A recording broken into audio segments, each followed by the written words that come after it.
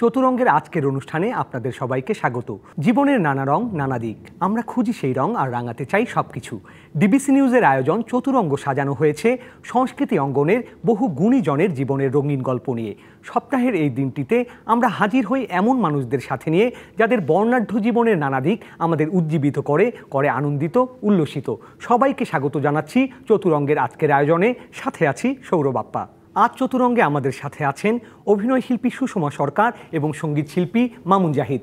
দুজনকেই স্বাগত জানাচ্ছি আজকের এই আয়োজনে আসার জন্য। প্রথমে সুষমা, আপনার কাছ থেকে জানতে চাচ্ছি, খুব সম্প্রতি আপনি একটি দারুণ নাটকে অভিনয় করেছেন এবং টানা 4 দিন ধরে একটি নাটক মানে পর মঞ্চস্থ হয়ে যাওয়া, এটা তো আসলেই একটা বিরল ঘটনা এবং এরকম একটি বিরল ঘটনার সাক্ষী আপনি, এবং বেশ প্রশংসা কুড়িয়েছে নাটকটি। নির্দেশক মাসুম রেজার নাটকটি ছিল পারো, যেটা পারমিতা হক নামে একটি ক্যারেক্টারের সংক্ষিপ্ত নাম পারো। কেমন ছিল এই জার্নিটা? খুব ভালো জার্নি ছিল। যখন রিহার্সাল করছিলাম তখন আসলে বুঝতে পারছিলাম না যে দর্শকদের এতটা কাছাকাছি পৌঁছতে পারবো এই ক্যারেক্টারটা নিয়ে, এই নাটকটা নিয়ে। এবং সত্যিকার অর্থে আমরা সবাই খুব আপ্লুত হয়েছি যে দর্শকদের কাছ থেকে এত ভালোবাসা পেয়েছি। এবং এটা আসলে এই ভালোবাসাটা না একদমই অন্যরকম, কারণ আমরা আসলে থিয়েটারটা করি তো আসলে শুধুমাত্র ভালোবাসার জায়গা, আমাদের ভালো লাগার জায়গা, এবং সেই ভালো লাগার জায়গায় যখন রিটার্নটা ভালোবাসা হয়ে আসে, তখন তো ডেফিনেটলি সেটা আমি কি বলবো, সাকসেসফুল একটা কাজ। অবশ্যই ভালোবাসার চেয়ে বড় সম্মান বা স্বীকৃতি শিল্পীদের জন্য আর কি হতে পারে।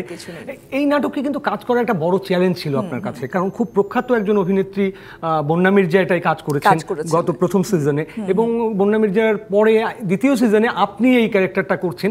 এবং এমন একটা নাটক যেখানে একাই 7টি ক্যারেক্টারে অভিনয় করা, মানে মঞ্চে আপনি আছেন 7 জনের চরিত্র আপনাকে একাই করতে হচ্ছে। এই চ্যালেঞ্জটা কেমন ছিল? এটা অনেক কঠিনই ছিল আমি বলবো। আমি এখনও কঠিন লাগছে, মানে এখনও মনে হয় যে এই ক্যারেক্টারটা বোধহয় আমি ছুঁতে পারলাম না, এই ক্যারেক্টারটা আমি দেখতে পারছি না। আমি একটা মজার কথা আমার কাছে, মানে করতে আমার মনে হয়েছে, যখন আমি রিহার্সাল করছিলাম তখন এক ধরনের অনুভব হচ্ছিল। যখন আমি স্টেজে উঠেছি তখন উঠার আগে খুব ভয় লাগছিল, নার্ভাস ফিল করছিলাম যে কতটা, কারণ অন্য সব নাটকে তো অন্য সহকর্মীরা থাকে, আমার কো অ্যাক্টর থাকে, ওদের অ্যাকশন রিয়াকশনের ব্যাপার থাকে। এখানে আমিই সব কিছু, আমি আমার অ্যান্টাগনিস্ট, আমি আমার প্রোটাগনিস্ট, আমিই সমস্ত কিছু। তো সেই একজন থেকে আরেকজনের আসা যাওয়া, ট্রান্সফার হওয়া, সেই বিষয়গুলো যেরকম ছিল। এবং মঞ্চে যেদিন প্রথম আমি উঠলাম তখন আমার কাছে মনে হয়েছিল যে না, আমি একা না, আমার ওই ক্যারেক্টারগুলো আমার কাছে, আমার পাশে আছে, আমি দেখতে পাচ্ছিলাম তাদেরকে। ওইটা একটা অন্যরকম একটা ভালো লাগা তৈরি হয়েছিল যে তার মানে আমি ক্যারেক্টারগুলোকে, কিছু ক্যারেক্টারকে আমি দেখতে পাচ্ছি, তারা আছে আমার আশেপাশে, তাদের নিঃশ্বাস প্রশ্বাস আমার ঘাড়ে পড়ছে। ওইটা আমার কাছে খুব ভালো লাগার জায়গা ছিল। এমনকি আপনার আসলে প্রস্তুতি তো একটা লম্বা সময় পেয়েছিলেন, কারণ খুব বেশি লম্বা সময় আসলে পাইনি, যেহেতু আমার যেহেতু পেশা অভিনয়, আমি ইলেকট্রনিক মিডিয়াতে কাজ করি, অভিনয় করি, ওখানেও কাজটা সময় দিতে হয় আমাকে। সেই জায়গা থেকে আমি বলবো খুব বেশি সময় আমি আসলে দিতে পারিনি। তবে হ্যাঁ, স্ক্রিপ্ট যখন বন্যাপা করেছে তখনই আমাকে স্ক্রিপ্ট পাঠিয়েছে, তখনই তো একসঙ্গেই তো বলা হচ্ছিল যে পরবর্তীতে বন্যাপা না থাকলে আমি করবো, আমরা দুজনেই মিলেই করার কথা। তো তখন আমাকে স্ক্রিপ্ট পাঠিয়ে দিল, বাট আমি পড়তে পারিনি। তারপরে যখন শোটা হয়ে গেল, দেখার পরে খুব চ্যালেঞ্জ ফিল করলাম যে এটা তো আসলে একদমই মানে গেঁথে দিতে হবে। তো ওই স্ক্রিপ্ট আমি মানে রিহার্সাল কম করেছি, বাট আমি বাসায় প্রচুর পড়েছি, সারাক্ষণই আমার ওটার সাথেই বসবাস ছিল। মজার একটা ঘটনা বলি, আমাদের বাসায় ছোট একটা বাচ্চা আছে, আমার দেবরের মেয়ে, ওর 4 বছর বয়স। আমার প্রথম রিহার্সাল কিন্তু ওর সাথে। আমি ওকে আমি বলতাম এই ক্যারেক্টার, ওই ক্যারেক্টার, আরেকটা ক্যারেক্টার আছে গিয়াস নামে একটা ক্যারেক্টার আছে, গুড মর্নিং গিয়াস ভাই, ওইটা বললেও খুব চেঁচে যেত, বলে না তুমি আমাকে গিয়াস বলবা না, তুমি আমাকে পারো বলবা। তো এবং বাড়িওয়ালার কিছু ডায়লগ আছে যে খুব মজার ডায়লগ, ও দেখলাম যে ও রিপিট করছে। তো তখন দেখলাম যে তার মানে ওর বাচ্চার একটা মেয়ের যদি ভালো লাগতে পারে, তাহলে মানে দর্শকদেরও ভালো লাগবে। তো সেইখান থেকেই আসলে প্রতিনিয়ত আমি মুখস্থ করার চেষ্টাটা করেছি, যাতে করে আমার রিহার্সালের টাইমটা কম লাগে। অবশ্যই এই প্রক্রিয়ার মধ্যে দিয়ে তো আসলে শিল্পীদের যেতে হয় এবং এই বললেন একজন শিশুর সাথে যে রিহার্সেল করতে থাকা, কখনো গাছের সাথে রিহার্সেল, আয়নার সাথে রিহার্সেল, এটা আসলে শিল্পীদের চলতেই থাকে। শুভকামনা আপনার জন্য। আমরা এখন জনাব মামুন জাহিদ আপনার সাথে কথা বলতে চাচ্ছিলাম।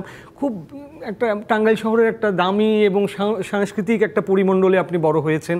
আপনার পরিবারও সংস্কৃতি নিয়ে সবসময় কাজ করে গেছেন। আপনার বাবা সঙ্গীত শিল্পী, একাধারে মঞ্চকর্মী এবং অনেক মানে ক্রিয়েটিভ কাজ নিয়ে আপনারা পারিবারিকভাবেই জড়িত ছিলেন। গানের শুরুটা আসলে কিভাবে আপনার? গানের শুরুটা আসলে আমার গ্রাম থেকেই, কারণ যে আমার গানের চর্চাটা আমার পরিবারেই ছিল। তখন কোনো সুযোগ ছিল না, তখন আমাদের একমাত্র মাধ্যম ছিল রেডিও। তো বাবা গান করতেন। আসলে গানের একটু বলি আমি যে গানের মানে পূর্ব শর্ত হচ্ছে যে ট্যালেন্টটা নিয়ে আসতে হয়, শিখতে হয় পরে। তো যে কারণে গান যারা গায় তারা কিন্তু আগের থেকে গায়, পরে শিখে সেটাকে সাস্টেইন করে আর কি। মানে যার গলায় সুর আছে বোঝা যায় তাকেই ট্রেন আপ করা হয়। ওই অর্থে আমি খুব ভাগ্যবান যে আমার পরিবারে আমার বাবা মা ভাই বোন সবার গলায় সুর আছে, সুর ছিল আর কি। তো সেখান থেকে ওই শুনতে শুনতে, আর আমার বাবা স্কুল টিচার ছিলেন, পাশাপাশি উনি অভিনয় করতেন, গান করতেন, খেলাধুলা করতেন। তো ওই শুনতে শুনতে যেটা হয় আর কি। আর আরেকটা ব্যাপার ছিল যে আমাদের বাড়িটা ছিল একটা মানে কালচারাল হাবের মতো আর কি, যে গ্রামের যত স্কুলের যত বার্ষিক সাংস্কৃতিক প্রতিযোগিতা হতো, তো সেখানে গান তোলার জন্য আমাদের বাড়িতে সবাই আসতো, আমার বাবার কাছে, ভাই বোনদের কাছে। তো শেখার আগ্রহটা ওখান থেকে আমার চলে আসে আর কি। আর গাওয়াটা শুরু হয় রেডিওতে শুনে শুনে আর কি। তখন আমাদের হারমোনিয়াম ছিল না, কোনো ওস্তাদ ছিল না, কিছুই ছিল না, জাস্ট শুনে শুনে গান গাইতে শুরু করা আর কি। আমরা যতদূর জানি যে একদম ছোটবেলায় আপনাদের বাসায় সম্ভবত ক্যাসেট প্লেয়ারও ছিল না, এবং সেই ক্যাসেট প্লেয়ারে গান শোনার জন্য আপনি বহুদূরে বোনের বাড়িতে চলে যেতেন। এটা কি সত্যি কিনা? এটা সত্যি, খুবই সত্যি। কারণ যে আমি যখন ক্লাস 7-এ পড়ি, তো তখন আমি আমার বড় বোনের বাসায় গেলাম। তো তার আগে হচ্ছে আমি রেডিওতে আমাদের বাংলাদেশি যারা লেজেন্ডারি আর্টিস্ট আছেন, আব্দুল জব্বার, সুবীর নন্দী, সৈয়দ আব্দুল হাদি, বশির আহমেদ, মাহমুদুন নবী, এদের গান খুব শুনতাম এবং সারাদিন রেডিও নিয়ে বসে থাকতাম যে কখন এদের গান বাজবে। তা আমি যখন ক্লাস 7-এ পড়ি তখন আমি আমার বড় বোনের বাসায় ঘোড়াশাল যাই। তো যেয়ে দেখলাম যে একটা মানে বক্সের মতো একটা ক্যাসেট প্লেয়ার আর কি। তো ওখানে আমি আবিষ্কার করি মান্না দে, সতীনাথ, মানবেন্দ্র, হেমন্ত মুখোপাধ্যায়। তো তখন মনে হলো যে একটা গানের একটা অনেক বড় একটা দরজা আমার সামনে খুলে গেল আর কি। তো তখন ওই গানগুলি আমাকে এত বেশি টানলো যে আমি একটা নির্দিষ্ট ইন্টারভ্যালে আমি গান লিস্ট করতাম যে এই গানগুলি এবার যে শুনে শুনে তুলে আসব। আর গ্রামের মানুষগুলি আবার ছিল একটা ভীষণ মানে ইন্সপিরেশনাল একটা ব্যাপার, যে তারাও অপেক্ষা করতো যে মামুন এবার কি কি গান তুলে আনবে, আমরা সবাই মিলে এই গানগুলো শুনবো। তো এরকম একটা, আমি বলবো যে এইটা খুব মানে একটা রাজকীয় একটা অবস্থা। ছোটবেলা থেকে সুপারস্টার, মানে একদম আঞ্চলিকভাবে এলাকায় অন্তত। মানে এইটা একটা খুব মানে আমার কাছে খুব একটা আলোকিত বিষয় যে মানে কিছুই নেই কিন্তু মানুষের ভালোবাসা, মানুষের আকাঙ্ক্ষা শোনার জন্য। তো এইটা খুব বড় শক্তি আমার জন্য ছিল আর কি। অবশ্যই আসলে গণমানুষের মধ্যে তো সৃষ্টিশীলতার প্রতি, গানের প্রতি ভালোবাসা চিরন্তনী, আর গাইতে পারার মতো লোক যারা, তাদের প্রতি ভালোবাসাও মানুষের সবসময় থাকে। ইনফ্যাক্ট আমি মানে এই মানে গ্রামের এইভাবে গান তুলে তুলে তুলে ম্যাট্রিক আমার প্রথম 16 বছর গ্রামে কেটেছে এবং গ্রামের এমন কোনো কাজ নেই যেটা আমার করা হয়নি আর কি। তো আমি প্রথম কিন্তু শুরু করলাম হচ্ছে যখন আমি ইন্টারমিডিয়েট ভর্তি হই। জি, আপনি শুধু জাহাঙ্গীরনগর কলেজে, ইউনিভার্সিটি কলেজে, ওখানে আমার মামা ছিলেন। জি, তো উনি গান করতেন। তো ওনার হাত ধরে আমার প্রথম হারমোনিয়ামে বলা। আচ্ছা, এরপরে তো আরো অনেকের কাছে শিখেছেন। এরপরে আমি ওস্তাদ বাবুর রহমান, তারপরে সুমন চৌধুরীর কাছে নজরুল গীতি শিখেছি। আর সবচেয়ে উল্লেখযোগ্য যার কাছে আমি গান শিখেছি প্রায় 10 বছর, উনি বাংলাদেশের একজন কিংবদন্তি সঙ্গীত পরিচালক, সুরকার এবং শিল্পী খন্দকার নুরুল আলম। জি, ওখানে হচ্ছে আমার মানে হাউ টু সিং, এই মানে গান গাইতে শেখা, কিভাবে গান গাইতে হয়, কিভাবে থ্রো করতে হয়, একটা কথাকে ঠিক ওই কথার ওজনে, কথার অর্থে কিভাবে ডেলিভারি দিতে হয়, এই বিষয়গুলো আমার ওনার কাছ থেকে শেখা। অবশ্যই আমরা ফিরছি আবার আপনার কাছে জনাব মামুন জাহিদ, এবং সুষমা সরকার আপনার কাছ থেকেই জানতে চাচ্ছিলাম অভিনয় আপনার শুরুটা কিভাবে? অভিনয় আমার শুরুটা হঠাৎ করে আমি বলবো। যখন আমি জাহাঙ্গীরনগর ইউনিভার্সিটিতে নাটক ও নাট্যতত্ত্বে ভর্তি হলাম তখন থেকেই আসলে, তার আগ পর্যন্ত আমার আসলে চারুকলায় পড়ার খুব ইচ্ছে ছিল, আঁকাআঁকিতে একটু একটু ঝোঁক ছিল, একটু একটু আঁকাআঁকি করতামও। তো তখন চারুকলায় যখন আমার চান্স হলো না, তারপরে আমার কাছে মনে হলো কোথায় পড়বো আমি আসলে। তো আমার ছোটো ভাই আমাকে করলো যে তুই যেহেতু এই ধরনের সাবজেক্ট নিয়েই পড়তে চাস তাহলে জাহাঙ্গীরনগরে একটা সাবজেক্ট আছে ড্রামা অ্যান্ড ড্রামাটিক্স, ওখানে ট্রাই করতে পারিস। এবং মজার ব্যাপার, আমি একটা সাবজেক্টেই পরীক্ষা দিয়েছিলাম এবং একটাতেই টিকেছি। এবং ওখানে যখন আমি পড়ালেখা শুরু করলাম তখন আসলে আমার প্রথম কাজ ছিল বনপাংশুর সেলিম আল দীনের। কি দুঃসাহস আমি জানি না, সেটা না বুঝেই করেছিলাম সেই কাজটা। তো তখন করতে গিয়ে আমার কাছে মনে হয়েছিল যে অভিনয়টা আসলে অন্যরকম, অন্য একটা জগৎ, অভিনয়ের ব্যাপারটাই আসলে অন্যরকম, এক জীবনে অনেক জীবন যাপন করা যায় আসলে। না অবশ্যই, তা তো বটেই, একই জীবনে পুলিশ, চোর, ডাকাত, ডাক্তার, উকিল সবকিছু হওয়া যায় যে মানে পেশায় থেকে আসলে। এইবার তো পারোতে আপনার অভিনয় দারুণ প্রশংসা কুড়িয়েছে, এবং ট্রানজ্যাকশনগুলো যে একটা ক্যারেক্টার থেকে আরেকটা ক্যারেক্টারের ট্রানজ্যাকশন, এগুলো বেশ প্রশংসা কুড়িয়েছে। সাধারণ দর্শকরা যেমন প্রশংসা করেছে, সমালোচকরা, বোদ্ধারা সবাই প্রশংসা করেছে। আমাদের দর্শকদের জন্য ছোটখাটো একটা নিদর্শন দেখিয়ে দেবেন কি? মঞ্চের কাজ আসলে মঞ্চেই হয় আসলে, এটা আসলে একটা মঞ্চ, তাই না? একটা মঞ্চ, এটা একটু ডিফিকাল্ট। আচ্ছা, একটু ট্রাই করি। বস আপনার গাড়ির পার্কিংয়ের বাম পাশে বেশ ফ্রি একটা স্পেস আছে, ওখানটায় আমার স্কুটি পার্ক করলে আপনার পার্কিংয়ে কোনো ঝামেলা হবে না। বস আমি ওয়াচম্যানকে বলেছি, ও খুব ঝামেলা করছে বস আপনার গাড়ি পার্কিংয়ে কোনো ঝামেলা হবে না, স্কুটি তো বোঝেন বস, সামনে একটু জায়গা হলে হয়, প্লিজ আপনি মানিককে পাঠিয়ে একটু ওয়াচম্যানকে বলেন না, আমি ওটা রাস্তার উপর ফেলে এসেছি, চুরি হয়ে যেতে পারে।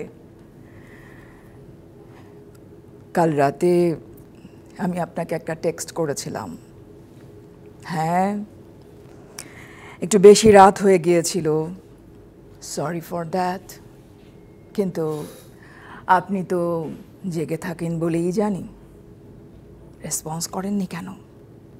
একটা সামান্য স্কুটি রাখা নিয়ে এত ভাবছেন কেন? গার্ড আমাকে বলেছে আমি আপনার স্কুটি পার্কিংয়ের ব্যবস্থা করে দিয়েছি, দুজন গার্ড আপনার স্কুটিকে এইভাবে তুলে এনে আমার পাশে, মানে আমার পার্কিংয়ের বাম পাশের স্পেসটাতে রেখে দিয়েছে। এখন থেকে আপনি ওখানেই রাখবেন, আমার পাশে। I think you understand what I mean. অসাধারণ, অসাধারণ, দুর্দান্ত, দুর্দান্ত। এবং একই সাথে কিন্তু এই ক্যারেক্টারটার মধ্য দিয়ে আসলে একটা মেয়েকে এই সমাজে তার কর্মস্থল থেকে শুরু করে রাস্তাঘাট, ছোটবেলা থেকে আসলে বেড়ে ওঠা থেকে শুরু করে আসলে বেড়ে ওঠাটাই তো আমাদের মেয়েদের জন্য একটা কি বলবো, একটা ট্যাবু থাকে যে আসলে এই মেয়ে, আমি মেয়ে, ছোটবেলা থেকে কিন্তু আমাকে পুশ করা হয়, তুমি মেয়ে, তুমি এটা করতে পারবে না, তোমার জন্য খেলনা আছে, হাড়ি পাতিল আছে, তুমি গাড়ি দিয়ে খেলতে পারবে না, তুমি হাড়ি পাতিল দিয়ে খেলবে, তুমি এই রং পড়তে পারবে না, এই রং ছেলেদের রং, এই রং মেয়েদের রং, এমনকি এভাবে বসতে পারবে না, এইভাবে বসতে পারবে না, এভাবে কথা বলতে পারবে না, নানা রকম ইয়ে দিয়ে কিন্তু আমাদের ছোটবেলা থেকে আমাকে কিন্তু করা হচ্ছে যে তুমি মেয়ে, তুমি মেয়ে। এবং এই নাটকে ডেফিনেটলি একটা মেয়ের চরিত্র দিয়েই, মেয়েদের জার্নির মধ্য দিয়েই পুরো স্টোরিটা বলা হয়েছে। এবং একটা মেয়ে আসলে একটা সমাজে, পুরুষতান্ত্রিক সমাজে আসলে একটা মেয়ে কত রকম প্রতিবন্ধকতার মধ্য দিয়ে আসলে যায়, একটা সিঙ্গেল ওম্যান। তো সেইখান থেকে সেটা তো আছেই। আরেকটা বিষয় আমার কাছে যেটা ভালো লেগেছে যে মানুষের আসলে দুইটা সত্তা থাকে, একটা হচ্ছে পৌরাণিক, প্রাচীন, পুরাতন সত্তা, যে কিনা সনাতনী সত্তা, যে সনাতনী ধ্যান ধারণাগুলোকে পালন করে, পোষণ করে, লালন করে এবং সেটাকে বিশ্বাস করে। আর একটা হচ্ছে বাইরের সত্তা, যেটা হচ্ছে কি বলবো, যেটা বাস্তবতা, সমসাময়িকতা। কিন্তু এই যে ভেতরের পৌরাণিক যে বাস্তবতা বা পৌরাণিক বা সনাতন যে সত্তাটা, সে কিন্তু বারবার মানে টেনে ধরে ওকে, ও যতই সামনে আগাতে যায় ও কিন্তু ওকে আগাতে দেয় না। এই যে একটা মানুষের মধ্যে যে দ্বৈত সত্তা, এই দ্বৈত সত্তাটাই কিন্তু সবচেয়ে বেশি এই পারোতে আছে। পারো কিন্তু নিজের সঙ্গে নিজে ফাইট করে। অবশ্যই সামনের যে প্রদর্শনীগুলো হবে নিশ্চয়ই আমাদের দর্শকরাও পারো দেখতে যাবে, এবং আপনার পারোর জন্য আবার শুভকামনা জানিয়ে রাখছি। জনাব মামুন জাহিদ, আপনার কাছ থেকে এবার জানতে চাচ্ছিলাম, আপনি তো নজরুল গীতি রবীন্দ্রনাথের গান, পঞ্চকবির গান, আধুনিক গান, রাগাশ্রয়ী বাংলা গান, এমন ধারার খুব কম ধারাই আছে যে ধরনের গানগুলো গাননি। বেশিরভাগ ধারাই আপনি গান গেয়েছেন, এবং এত ধারায় গান গাওয়ার আসলে ইন্সপিরেশনটা কোথা থেকে পেয়েছেন? আসলে রবীন্দ্রনাথের গান এবং নজরুলের গান আমার পরিবারেই চর্চা ছিল। বরঞ্চ আমি ছোটবেলায় মানে আমার ভাই বোন মা বাবা যে গানগুলি করতেন, ওই গানগুলো পাশ কাটিয়ে আমি রেডিও থেকে সিনেমার গান বেশি শুনতাম আর কি, যা হয় ওগুলি গাইতাম। বরঞ্চ আমি আমরা সবাই আসলে সিনেমার গান খুব শুনতাম আসলে। বরং আমি আসলে রবীন্দ্রনাথের গানে এসেছি আসলে অনেক পরিণত হয়ে আর কি, গানটা বুঝে আর কি। কিন্তু মানে ফ্যামিলি ট্র্যাডিশন ধরলে আমার ছোটবেলা থেকেই এই গানটাতে থাকা উচিত ছিল, কিন্তু আমি এই গানটাতে এসেছি অনেক পরে।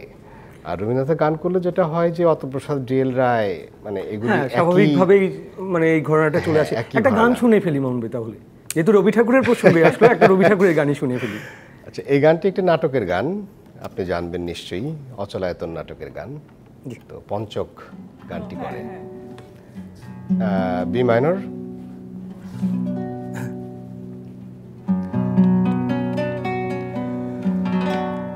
তুমি ডাক দিয়েছো কোন সকালে, কেউ তা জানে না। তুমি ডাক দিয়েছো কোন সকালে,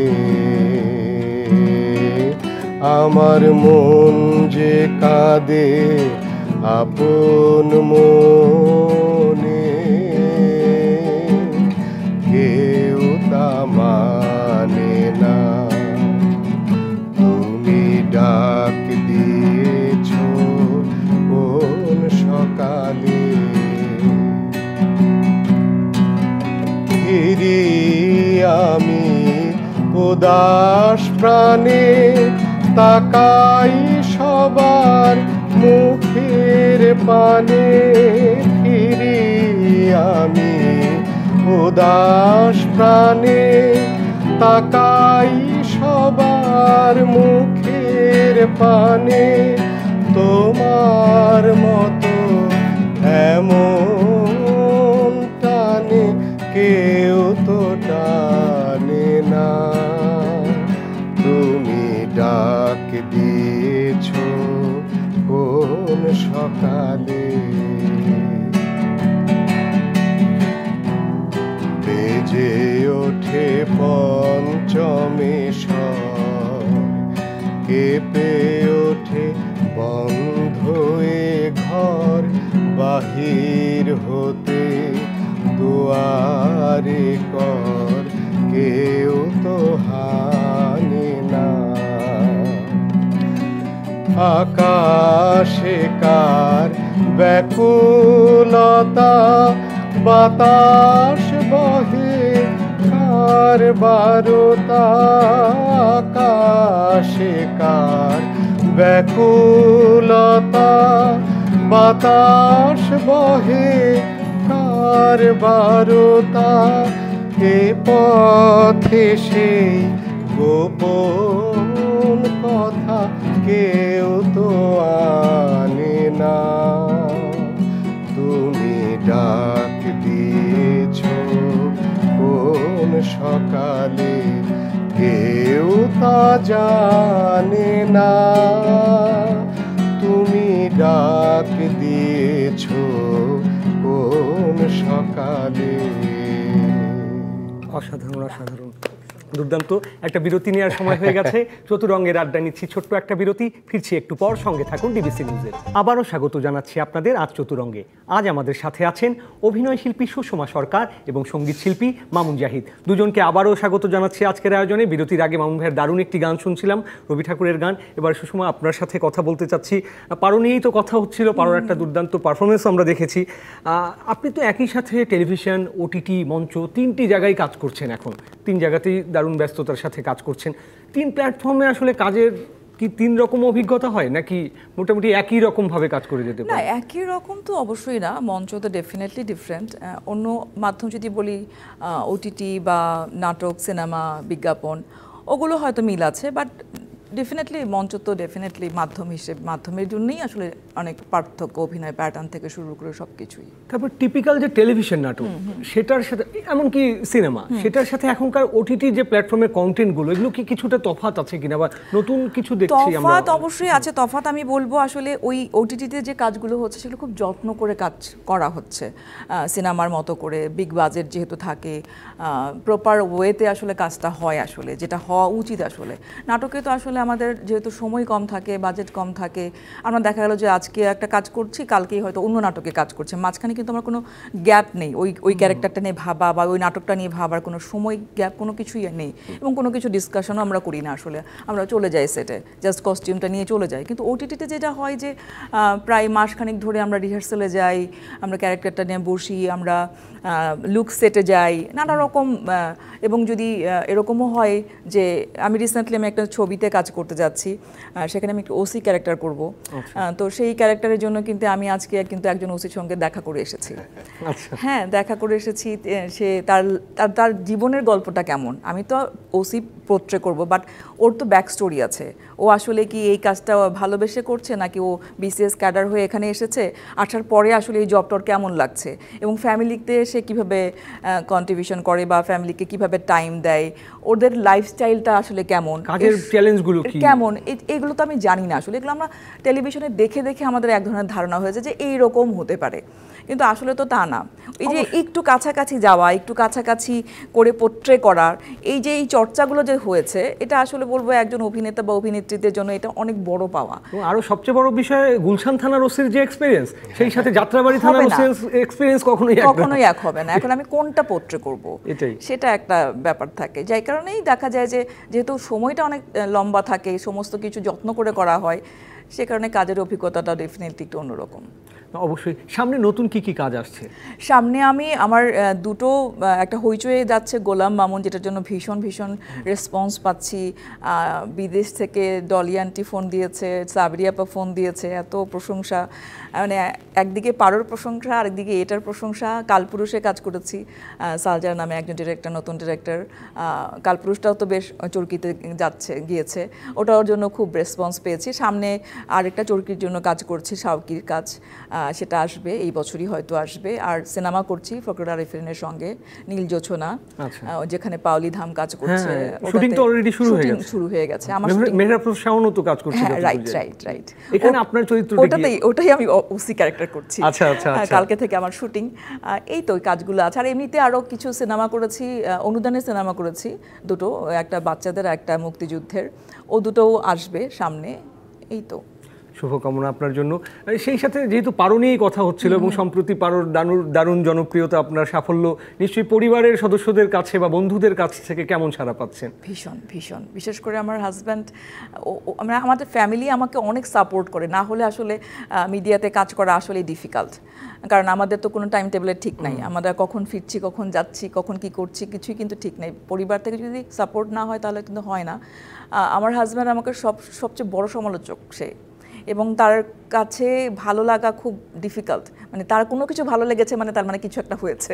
তো আমি যখন রিহার্সাল করছিলাম বুঝতে পারছিলাম না যে কি করব, ও কি পছন্দ করবে, কাজটা কি হবে, আসলে কেমন হবে, কি হবে। তো প্রথম শোতে সে গেল, যাওয়ার পরে তো বিপুল প্রশংসা করলো, এবং পরবর্তীতে সেই মোটামুটি 20 জন নিয়ে একটা টিম বানিয়েছে, পারো দেখা কমিটি, চার দেখা কমিটির মতো, তা সবাই মিলে গিয়েছে আর কি। তো এইটা, এবং আমার মেয়ে আছে, সেও 2 বার করে দেখেছে, আমার অন্যরা যারা আছে মেম্বার আছে ওরাও দেখেছে, এবং যখন আমি রিহার্সাল করছি তখনই ওরা দেখার ইচ্ছা পোষণ করেছে যে দেখতে চাই। তারপর যখন প্রশংসা হচ্ছে, সবাই যখন আলোচনা করছে, আরো বন্ধু বান্ধব যারা আছে তারাও দেখার প্রশংসা। অবশ্যই বাইরের মানুষের কাছ থেকে বা ভক্তদের কাছ থেকে প্রশংসা এক জিনিস, আর একটা হলো যারা ঘরের মানুষ এবং যারা আসলে সবচেয়ে বড় সমালোচক, কারণ তারা জানে আসলে ঘুম থেকে আমরা কখন উঠি, কিভাবে ঘুমোতে যাই, আমাদের দোষ ত্রুটিগুলো কি, তাদের কাছ থেকে প্রশংসাটা আসলে অনেক বেশি আনন্দের। মামুনুজ্জামান ভাই, আপনার কাছ থেকে এবার জানতে চাচ্ছিলাম নতুন অ্যালবামের প্রস্তুতি নিচ্ছেন কিনা? না, আমি আসলে এরকম প্রস্তুতি নিয়ে কোনো কাজ করি না। আর গানের জায়গাটায় আমি একেবারেই মানে আনপারপাসিভ, মানে আমার কোনো উদ্দেশ্য থাকে না আর কি। আমি গান গাই, জাস্ট এইটুক। তারপর তো বিভিন্ন টেলিভিশন, রেডিও, বিভিন্ন প্রতিষ্ঠানে আপনি গান গেয়ে যাচ্ছেন এবং নানান প্রোগ্রামে অংশ নিচ্ছেন। যতটুকু সুযোগ পাই টুকটাক পারফর্ম করি টেলিভিশনে, তারপরে বিভিন্ন মঞ্চের প্রোগ্রামে ডাকলে গান করি।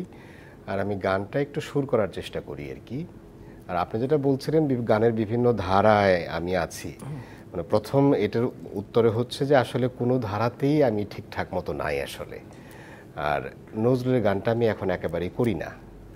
মানে আমি একটু বলি যে মান্নাদের একটা সাক্ষাৎকার দেখছিলাম শেষ জীবনে আর কি, যে ওনার আক্ষেপ জানতে চাওয়া হয় আর কি, যে আপনার আক্ষেপ কি। তো উনি বলছিলেন যে গানটা ঠিক মতো গাওয়া হলো না। তো আমি অনেকক্ষণ ভাবলাম যে ওইটা উনি কী বললেন, যে উনি তো বাংলা গানের গড আমরা যেভাবে জানি আর কি। পরে আমি একটা যৌক্তিক কারণ খুঁজে পেলাম আসলে, যে ঠিকই আছে, ওনার জায়গার থেকে উনি ঠিকই বলেছেন। কারণ উনি গানটাকে যেখানে দেখেছেন হয়তো উনি ওনার জায়গার থেকে ভাবছেন যে আমি ওইখানে যেতে পারলাম না। তো তো ওই রেশ ধরেই বলা আসলে যে আসলে কোনো ধারাতেই ঠিকঠাক মতো গাইতে পারি না, গাওয়া হয় না। মানে গানটা ভালোবাসি, গানটা করতে হবে, মানে এটা আর্ট অফ লিভিং এর মতো আর কি, অন্যান্য কাজের মতো গানটা করতে হবে। গুণী মানুষরা একটু বিনয়ী হয়, এটাই স্বাভাবিক। এটা বিনয় না, এটা একদম বিনয় না, মানে এটা জাস্ট ফ্রম মাই হার্ট। না অবশ্যই আপনি ভিতর থেকে অনুভব করছেন বলেই বলছেন, কিন্তু সেটাকে অবশ্যই গানটা আমার অন্যান্য দৈনন্দিন সব কাজের মতো একটা কাজ, নাওয়া খাওয়া গোসল গান। অবশ্যই এই প্রাত্যহিক অভ্যাস চলতে থাকুক এবং নতুন নতুন গান আসতে থাকুক। স্বপ্নবাজ না আসলে, স্বপ্ন দেখি না। কারণ কি যে মানে এটা আমি বিশ্বাস করি আর কি, যে আমার বড় ভাই কথাটা বলেছিলেন যে শিল্প চর্চা নিয়ে কখনো টার্গেট করতে নাই। টার্গেট করা মানে হচ্ছে সেটাকে লিমিটেড করে ফেলা আর কি। অবশ্যই আপনার বড় ভাই তো কিংবদন্তি অভিনেতা খালেদ খান, আমাদের অনেকেই হয়তো আমাদের দর্শকরা জানে না, কিংবদন্তি অভিনেতা খালেদ খান। এবং আমরা যতদূর জানি যে মানে খালেদ ভাই অসুস্থ হয়ে যাওয়ার পরে তার যে রক্তকরবীর ক্যারেক্টার, এখানে আপনাকে প্রপোজ করা হয়েছিল মঞ্চে অভিনয় করার জন্য। ওইভাবে না আসলে, আমি শুনছিলাম যে মঞ্চ সারথী আতা রহমান এরকম ভাবছেন যে ওর ছোট ভাইটা তো গান টান করে, তো ওকে দিয়ে কি বিশ্বু করানো যায় কি না। তা আমি আসলে একটু লজ্জাই পেয়েছিলাম, ভীষণ লজ্জা আর কি, যে কারণ যে বিষয়টা এমন একটা মাত্রায় উনি করে গেছেন যে ওইটা আসলে ভাবাটাও আমার জন্য খুব, ভাবা শোনা সব কিছুই আমার জন্য খুব লজ্জার বিষয়, যে এটা কিভাবে হয়। অবশ্যই এখন একটা গান শুনতে পারি কিনা, কারণ আপনি তো নিজের কিছু গান করেন, একটা গান যদি শোনাতেন আমাদের। এবারে হ্যাঁ, একটা গান আছে আমার, এই গানটির কথা জামাল রেজা, উনি চ্যানেল আইতে আছেন, তো উনি গানটি আমাকে দিয়েছেন, আমি খুব কৃতজ্ঞ। এই গানটি গাওয়ার পরে সালাউদ্দিন জাকি তার একটা ছবিতেও ব্যবহার করেছেন আর কি, সি মেজর। বাইরে ফাগুন বাতাস, ভেতরে আমি একা, বাইরে ফাগুন বাতাস, ভেতরে আমি একা, চাঁদ বলেছে জোছনা বিলাবে না, রাত বলেছে আজ শেষ হবে না, চোখ বলেছে আজ ঘুম দেবে না, চোখ বলেছে আজ ঘুম দেবে না, এ যে বড় যন্ত্রণা, আজ আমার মন ভালো না, মন ভালো না।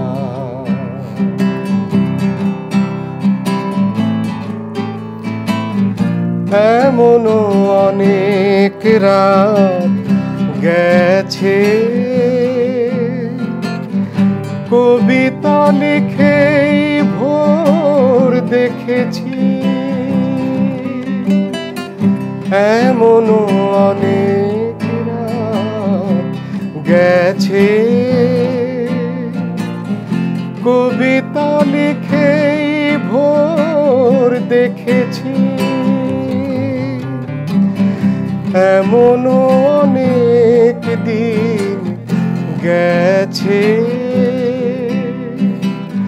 শুধুই প্রতীক্ষার প্রহর বুনেছি, এখন আকাশ দূরে চলে গেছে, এখন আকাশ দূরে চলে গেছে।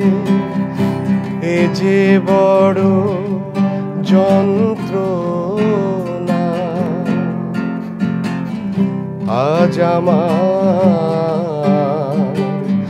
মন ভালো না, মন ভালো না।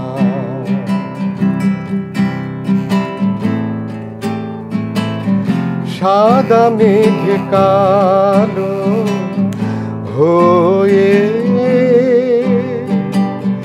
দিন দুপুরে সূর্য হারা, সাদা মেঘে কালো হয়ে দিন দুপুরে সূর্য হারা। এমন কিছু স্মৃতি থাকে যা শুধু মনকে কাঁদায়। এখন সে তারও সুর ভুলে গেছে, এখন সে তারও সুর ভুলে গেছে। এ যে বড় যন্ত্রণা,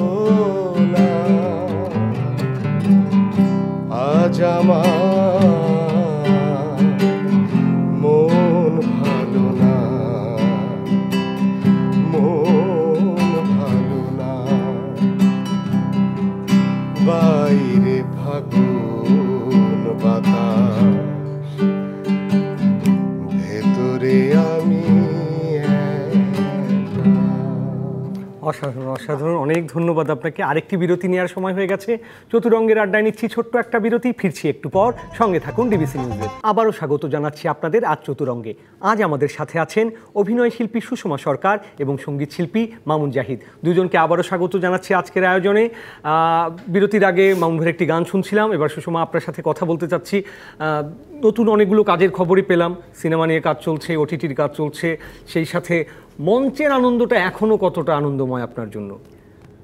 অপরিসীম, লিটারালি অপরিসীম। না হলে আসলে এই যানজটের শহরে, আমি তো থাকি উত্তরাতে, আমার শিল্পকলাতে শো রিহার্সাল সবই শিল্পকলা কেন্দ্রিক হয়। এখন যদিও মেট্রো রেল আর এক্সপ্রেস হওয়াতে আমাদের জন্য একটু সুবিধা হয়েছে, তারপরেও তো এত যানজট, সমস্ত কিছু, এত ব্যস্ততার সমস্ত কিছু মিলে আমি আবার মঞ্চে ব্যাক করেছি, মঞ্চে কাজ করছি, সময় দিচ্ছি। ডেফিনেটলি ভালোবাসা, ভালো লাগার জায়গাটা অফুরান দেখেই আসলে। আর ওটা আমার কাছে একটা ফ্যামিলি মনে হয়। এবং শুধুমাত্র অভিনয় তো না, থিয়েটার তো আসলে, থিয়েটারে তো অনেক কিছু শেখার থাকে, অনেক ডিসিপ্লিন শেখা, আরও অনেক কিছু শেখা, একটা পরিবার এবং ম্যানারিজম, শ্রদ্ধাবোধ। এবং আমার কাছে মনে হয় যে নতুন যে ছেলে মেয়েটা আসছে, সেও কিন্তু আসলে এই মঞ্চ থেকে, এই থিয়েটার থেকে আসলে অনেক কিছু শিখছে, যেটা আসলে ও বাইরে স্কুলে হয়তো শিখেনি। স্কুলে যে শিক্ষাটা সে পেয়েছে, সেই শিক্ষা কিন্তু আবার মানে সেই শিক্ষা দিয়েও কিন্তু হচ্ছে না, আবার থিয়েটারে কিন্তু অন্য শিক্ষা দেয়। তো সেই শিক্ষাটা আসলে জীবনে অনেক কাজে লাগে। না, অবশ্যই। এবং থিয়েটারের যে আসলে বুনিয়াদি যে বিষয়টা, এটা কিন্তু আসলে একটা শিল্পীকে শেষ জীবন পর্যন্ত সাহায্য করে। এবং হ্যাঁ, আরেকটা বিষয় যেটা হচ্ছে যে এটা আমার ডেফিনেটলি আমার জাহাঙ্গীরনগরে যখন পড়ি ড্রামা অ্যান্ড ড্রামাটিক্সে, তখন থেকে আমার এই টাইমের যে বিষয়টা, যে 5টা মানে 5টা, এটা কিন্তু আমি এখনও পারি না। আমি এখনও এরকমও আছে যে কেউ আসেনি শুটিং হাউসে, আমি লিটারেলি, আমাকে 8টায় কল দিয়েছে, আমি 8টায় গিয়ে বসে আছি, মেকআপ রুমের মানে চেয়ার টেয়ার সব টেবিলের উপরে উঠানো, সবাই কেউই আসেনি, আমি ওই 1 ঘন্টা ধরে বসে আছি এরকম। এবং তখন মনে হয়েছে যে এরপরে আমি আর টাইমলি আসবো না, কিন্তু আমি পারিনি আসলে, আমি ওই টাইমলিই গিয়েছি। এটা কিন্তু আমাকে থিয়েটার এবং আমার জাহাঙ্গীরনগরের যে ড্রামা অ্যান্ড ড্রামাটিক্স, এটা আমাকে শিখিয়েছে। না, অবশ্যই। আর এটা তো অনেক বড় একটা গুণ এবং বড় একটা যোগ্যতাও বটে যে আপনি সময় মতো যাচ্ছেন এবং ঠিক সময়ে থাকছেন। হয়তো বাকিরা পরে আসছে, আপনার কিন্তু মানসিক যে প্রস্তুতি সেটা কিন্তু তৈরি হয়ে যাচ্ছে ওই সময় অন্তত। এবং যারা দেরিতে আসছে তারা কিন্তু ব্যস্ত সমস্ত। না, ওইটা পারি না আসলে, হয় না। ইভেন শুধুমাত্র কাজের ক্ষেত্রে না, কেউ আমাকে দাওয়াত দিলেও যদি বলে 8টার সময় দাওয়াত, আমি 8টার সময় যাওয়ার চেষ্টাটা করি। চিরকাল এই অভ্যাসটি আপনার অটুট থাকুক। এবং এই মুহূর্তে আমরা জানতে চাচ্ছিলাম, যেহেতু পারো নিয়েই কথা হচ্ছিল, পারোর একটি পারফরমেন্স দেখেছি, এবং পারোকে নিয়ে যেহেতু বলা হচ্ছে যে পারো একের ভিতর দুই পারোর যে দ্বৈত সত্তা এবং যে দ্বৈরথ চলছে, সেটার কোনো একটা নিদর্শন আমাদের দর্শকদের আরেকবার দেখাতে পারেন কিনা, কোনো একটা ছোট্ট অংশ যদি একটু আমাদের অভিনয়ের যদি একটু দেখাতে। আচ্ছা আচ্ছা, অনেকগুলো পার্ট আছে তো। ওকে, এটা কি করলে তুমি? হ্যাঁ, নিজেকে এভাবে নষ্ট বানিয়ে ফেললে কেন তুমি? কি মনে করলেন উনি? তোমার মনে পড়ে তোমার বাপির দুঃসম্পর্কের এক ভাই কাবুল কাকা একদিন তোমার লেখাপড়ার খবর নেওয়ার জন্য তোমার রুমে ঢুকে কী সব করেছিল? বলেছিল তুমি পড়ালেখায় অনেক ভালো, তোমার মতো মেয়েদেরকে অনেক আদর করা উচিত, তাহলে আরও অনেক ভালো করতে পারবা। এই বলে তিনি তোমার গায়ে হাত দিয়েছিলেন। তুমি দৌড়ে ঘর থেকে বেরিয়ে গিয়েছিলে, কিন্তু কাউকে কিচ্ছু বলনি। হঠাৎ তোমার বিবমিশা হয়েছিল, অনেক বমি করেছিলে। কি হয়েছিল জানতে চেয়েছিল আম্মা বাপি, তুমি কাউকে কিচ্ছু বলনি। রাতে নিজের ঘরের দরজার খিল আটকে অনেক কেঁদেছিলে। সেই তুমি কি করে পারলে বাড়িওয়ালার সাথে ওরকমটা করতে? কি হয়েছে তোমার? হ্যাঁ, কাবুল কাকাকে কিছু বলতে পারিনি তোমার জন্যে। আমি তখন তোমার কথা মতো চলতাম, তুমি যেভাবে বলতে আমি সেভাবেই চলতাম।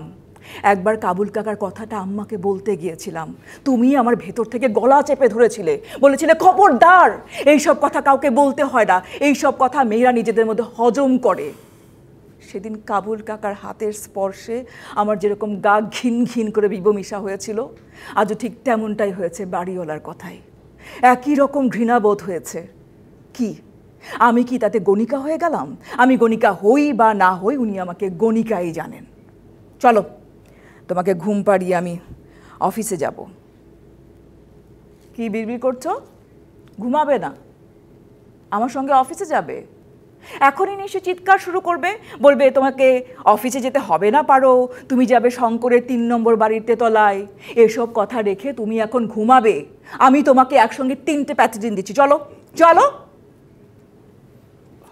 অসংখ্য ধন্যবাদ, অসংখ্য ধন্যবাদ, অসাধারণ অভিনয় এবং এই যাত্রা অটুট থাকুক। কিন্তু আমরা একদম আজকের আয়োজনের শেষ পর্যায়ে চলে আসছি। আমরা দর্শকদের কাছ থেকে একটি বিদায় নিয়ে আসছি, তারপর মামুন জাহিদ ভাই আপনার একটি গান শুনতে শুনতে আজকের আয়োজন আমরা শেষ করতে চাই। চতুরঙ্গে এই ছিল আজকের আয়োজন। ডিবিসি নিউজের সঙ্গেই থাকুন 24 ঘন্টা। জনাব মামুন জাহিদের একটি গান শুনতে শুনতে আজকের আয়োজন আমরা শেষ করছি, প্লিজ। তো আমি বলছিলাম যে আমার মানে গানের শুরুটা যেভাবে রেডিওতে শুনে শুনে হয়েছিল আর কি, তখন যে গানগুলো শুনতাম সেখান থেকে একটি গান, ডি মেজর ছবির গান, প্লিজ। আমার দোষে দোষী আমি নিজের বিচার চাই, আমার ভুলের কোনোই ক্ষমা নাই রে বন্ধু, আমার ভুলের কোনোই ক্ষমা নাই। আমার দোষে দোষী আমি নিজের বিচার চাই, আমার ভুলের কোনোই ক্ষমা নাই রে বন্ধু, আমার ভুলের কোনোই ক্ষমা নাই। বুকের পাঞ্জর দিয়ায় আমি বাইন্ধা ছিলাম খাঁচা, পরাণ পাখি নিখোঁজ হইল বাঁধন ছিল কাঁচা। বুকের পাঞ্জর দিয়ায় আমি বাইন্ধা ছিলাম খাঁচা, পরাণ পাখি নিখোঁজ হইল বাঁধন ছিল কাঁচা। আমার পাখির সনে না হোক দেখা, সারা জনম থাকবো একা। কোথায় আছে কেমন আছে সেই তো জানতে চাই, আমার ভুলের কোনোই ক্ষমা নাই। আগে যদি জানতাম আমি ভালোবাসতাম না, এই আগুনে তারে আমি পুড়তে দিতাম না। আগে যদি জানতাম আমি ভালোবাসতাম না। এই আগুনে তারে আমি পুড়তে দিতাম না। হায় রে, এই দুনিয়ার আদালতে খুনি হইতাম সবার মতে। এই দুনিয়ার আদালতে খুনি হইলাম সবার মতে। কেউ তো আমার জবানবন্দি শুনতে চাইল না। আমার ভুলের বিচার হইল না। বন্ধুরে, আমার দোষে দোষী আমি, নিজের বিচার চাই। আমার ভুলের কোনোই ক্ষমা নাই রে বন্ধু, আমার ভুলের কোনোই ক্ষমা নাই।